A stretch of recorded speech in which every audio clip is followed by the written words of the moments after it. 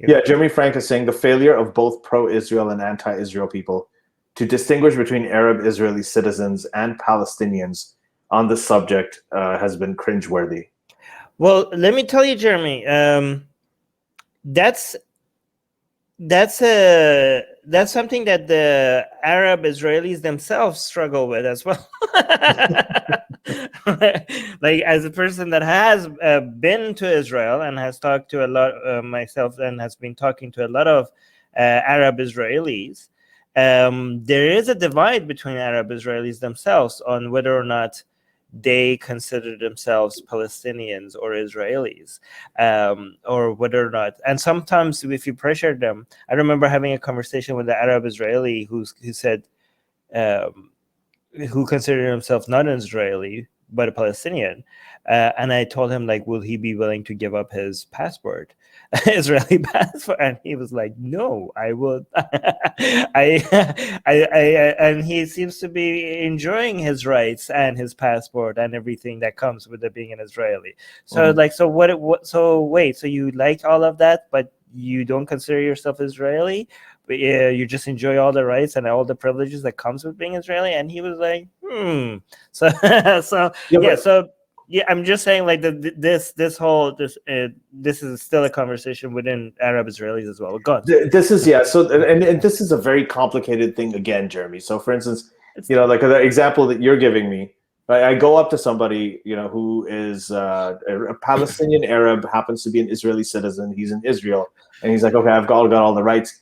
But I have uncles and I have cousins and I have things like that in the occupied Palestinian territories, right? And I don't like the way that they're living.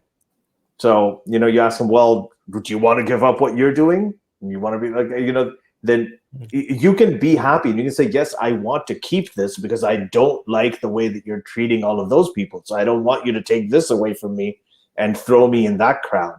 And that's a perfectly legitimate sentiment where you can be opposed to the occupation and still be very happy and thankful that you have your Israeli citizenship. Now, when you have this whole thing, that what you're saying, that it's cringeworthy, I wouldn't say cringeworthy. I don't think it's that surprising. But this, I think, is something that's fairly obvious to people. The other thing is that we have Arab Israelis. We have Israeli citizens who are also Arab, so we are not discriminating.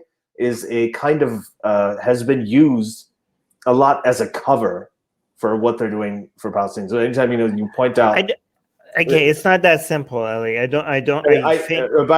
just giving the argument. I don't.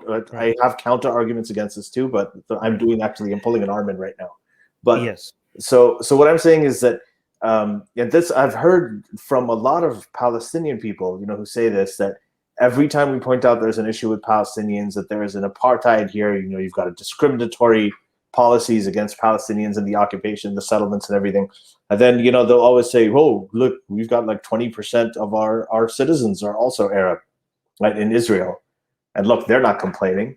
And they always kind of use that as a way to silence the whole discriminatory But I mean, sometimes it's fair, though. Sometimes it's fair to point that. It is. Sometimes it is fair, yes. Because it is true. It is true that Israel, again, when we talk about Israel, we shouldn't be talking about it as if it's one thing, okay? Mm-hmm. Arabs in Israel have it better than Arabs in most Arab countries. Well, the first Arab women who actually got the right to vote were Israeli Arab women. Right. And again, this is what I'm doing right now is fallacious because it's whataboutism, but I'm going to do it anyways. You say fallacious? Shut up. It's logically fallacious. Oh, fallacious, Armin. God. Yes. Sorry, it's Persian. So, okay. No, but yeah. So I am comparing. Israel to the worst of countries, and it's easy to look good when you do that, right? But it's still true, right? It is true that Arabs do have a voice, maybe not enough voice, but they do have a voice in Israeli politics. It is true that discrimination exists against Arabs even within Israel, but it's not as big as a lot of people make it seem, right? Like, and it's also true that there are a lot of Jewish people in Israel, are very, very friendly.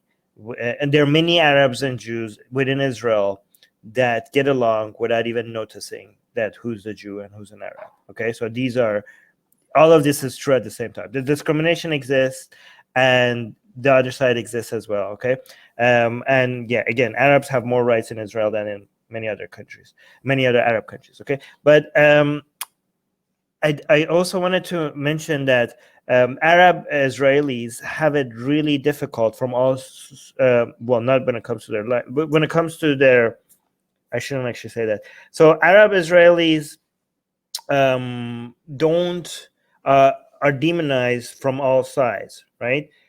Both, not just by the existing discrimination that does exist within Israel as well. So we can't deny that, it's not as bad as Palestinians, but still there are many elements within Israeli government that is in favor of creating an ethno state and is making Israel a Jewish state rather than a secular state, is in making Arab feel like second-class citizens, right? That element exists right now, and it's a growing movement. It's not. I mean, a lot of people think like it's an all-encompassing, like it's all of Israel is like that. It's not like that. It's a force that exists that is pushing for that to happen. That doesn't mean that all of Israel's agenda and everything, all the politics in Israel is for that. In fact, many people in Israel are against that, right?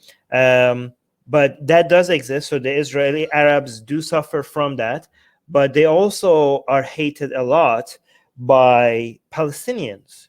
Okay, Israeli Arabs are often seen as portrayed as people who have betrayed their fellow Arabs, their Palestinians, brothers and sisters, because of how good they have it in Israel, and they are seen. Some Palestinians even hate them more compared to Israelis because they think like you were supposed to be on our side. I mean, a lot of Palestinians are extremely anti-Semitic. Okay, that's also true. And as much as they hate the Jews, they hate their Palestinian brothers and sisters who are Israeli sometimes even more. That's also true. Okay, again, hashtag not all. Not every Palestinian is anti-Semitic, but anti-Semitism exists in Palestine extremely higher than most other places. Extremely higher than most other places. So that's also true. Okay. See, these are a lot of these things. Like if you cut some of the things that we're seeing here and you play it, it seems like we're on one side, right? And if you cut some other things that we say here, it seems like we're on the other side. And people can't figure out which camp we are in, and that's a good thing because we're in no one's camp. Okay, we're trying to figure out. That's how you know when people can't figure out. Like, wait, are you on my side or not? Are you on my side or not? That's a good sign because people can't, because that means that you're actually trying to figure out the nuance. Sometimes you fail, but you're at least trying to find out the nuance behind what's happening. And that's why it's very difficult for people to decide whether you belong in a tribe or not. Hey guys, if you want to join these streams live, get your comments and questions read by Ali and Armin and the guests, and most importantly, to get full access to the full video versions of all these episodes, become a patron. Link in the description below.